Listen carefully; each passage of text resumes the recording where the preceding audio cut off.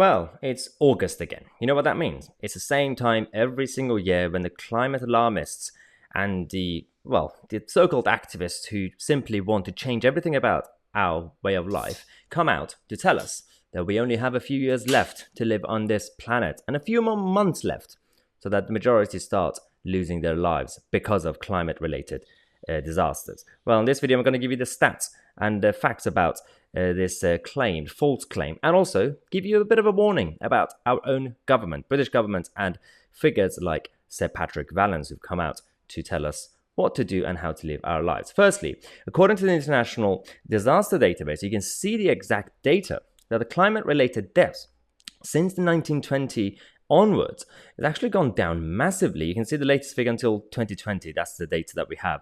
And 2021, which the recent flooding across the European Union nations have happened. Well, climate-related deaths have decreased. They have not gone up.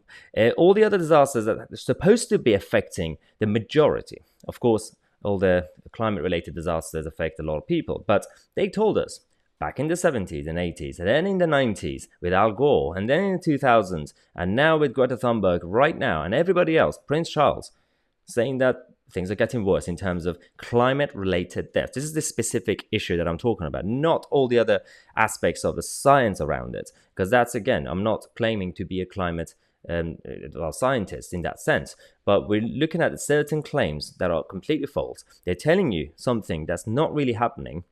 And again, the stats that come out from their own governments and the United Nations tell you otherwise. The problem I have is that people like Sir Patrick Vallance, who's supposed to be the top figure in terms of the scientific community in the UK government, that have come out, written an article in the Times to say that the need for action on climate change is urgent, but it is not too late.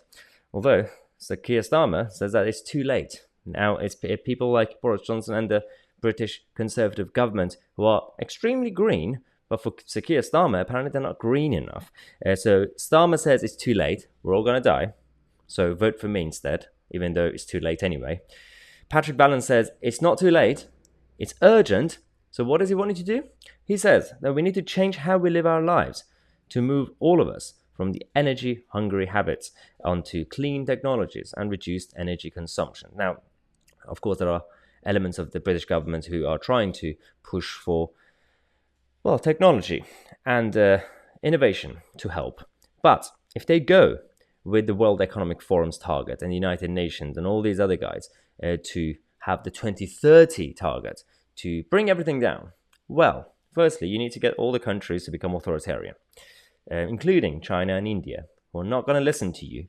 Secondly, the best way to do it is gradual and also use the free market platform, use science and technology and innovation to not to have your net zero target achieved, because that's a whole different debate. I can only assure you because of what we've had in the past, we are not going to die in 8 years' time. We're not going to die in 9 years either.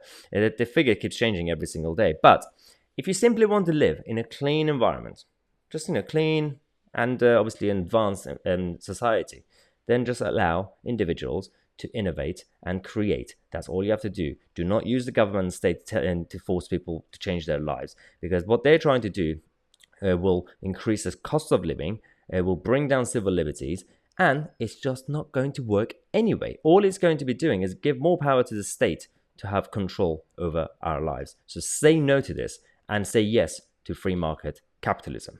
Now, unfortunately, the rest of the show, as you guys know, especially topics like climate change, I can't really post the rest of it on YouTube. If you want to watch the full and unedited version of this and also the other issues that we're going to be discussing today, including what's happening in France with the so-called health or immunity passports, then go to mytc.co.uk.